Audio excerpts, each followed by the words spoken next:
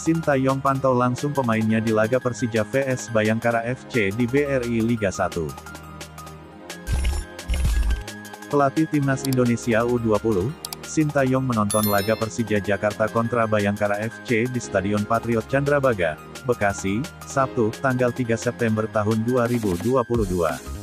Sintayong menjadi saksi ketika Persija Jakarta mengalahkan Bayangkara FC 2-1 pada pekan ke-8 BRI Liga 1 2022-2023. Kedatangan Sintayong diduga untuk memantau 5 pemain Persija Jakarta yang dipanggil ke pemusatan latihan Timnas Indonesia U20.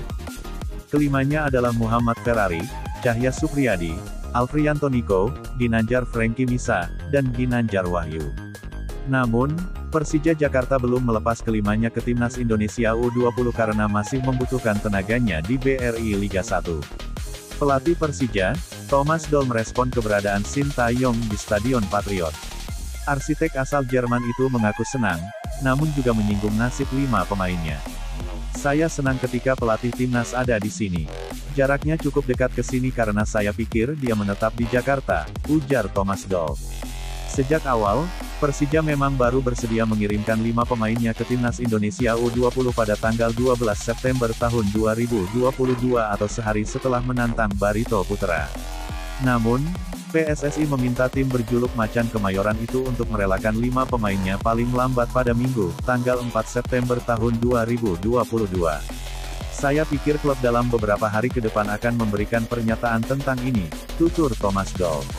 Persija sebenarnya telah melepas 5 pemainnya ke training center Timnas Indonesia U20 untuk kualifikasi Piala Asia U20 2023. Sebab, total 10 pemain Macan Kemayoran yang dipanggil oleh Sintayong. Namun, 5 diantaranya berasal dari Akademi Persija.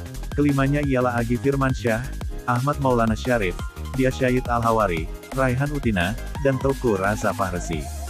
Banyak pemain kami yang dipanggil ke Timnas Indonesia U20, dan mungkin suatu saat nanti pemain kami juga dipanggil ke Timnas Senior, tutur Thomas Doll.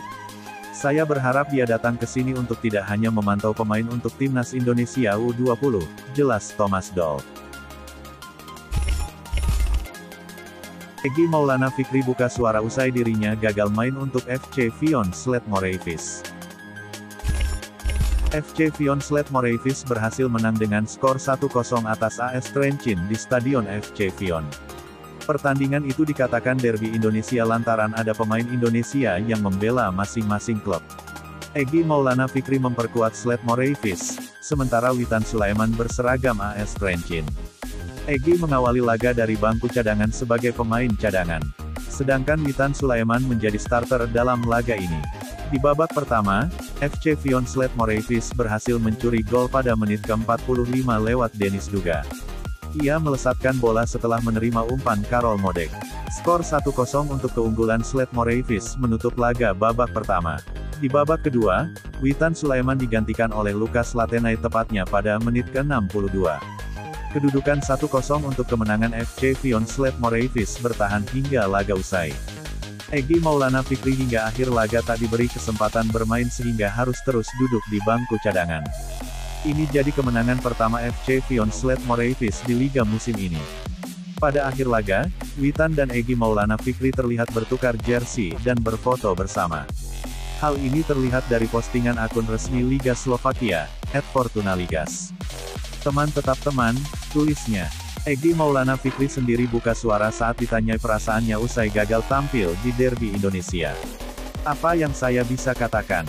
Kata Egy seperti dikutip dari akun YouTube Esensiari. Terus dukung kami, supporter FC Vion, dan saya harap kami akan bisa lebih baik dari hari ini, tambahnya.